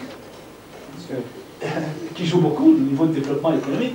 Il y a la perception qu'il a de l'État. Il dit, mais cet État ne m'a jamais protégé, c'est pas demain qu'il va me protéger, alors pourquoi voulez-vous que je lui fasse confiance? Hein? Alors comparez avec les États européens. Comparez à ce moment-là ce qu'est l'État ici, et ce qu'est l'État là-bas. Et puis ici, il y a eu des hommes et des femmes, Paul-Henri Spaak en est un, et bien d'autres, qui au lendemain de la Deuxième Guerre mondiale, ils ont dit, ça suffit des guerres, qui ont ouvert une nouvelle page. Ils sont en train de construire l'Europe depuis 1957 et bien avant. Et la Belgique y a joué un rôle important. Le Luxembourg, malgré son exiguïté, y a joué un rôle important aussi. La France, la Hollande, il y a une volonté politique de la part d'hommes et de femmes pour fermer une page et commencer une nouvelle page. Et ils se sont donné les moyens de cette nouvelle page. Ils se sont donné les moyens. On va construire désormais. Donc on ne peut pas comparer. Oui, on ne peut pas, sous peine de faire de fausses analyses hein, et d'en induire des résultats erronés. On ne peut pas comparer comme ça entre ces deux mondes. Sur ce, merci beaucoup. Merci à vous tous qui êtes ici présents. Nous espérons vous revoir dans les prochains débats. Et il y a un verre d'amitié. Et ceux qui voudront aussi faire signer leur bouquin par le professeur Joseph Yacoub, ils peuvent le faire tout de suite. Merci.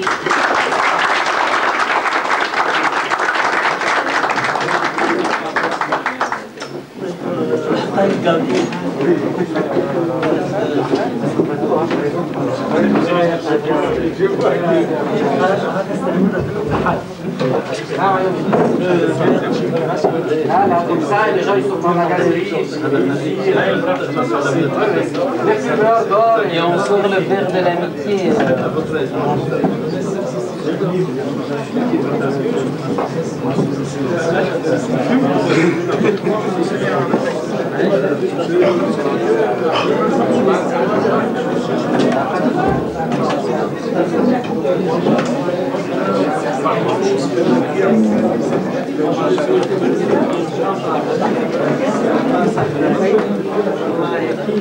Ça va? Ouais, bien rôle. Ça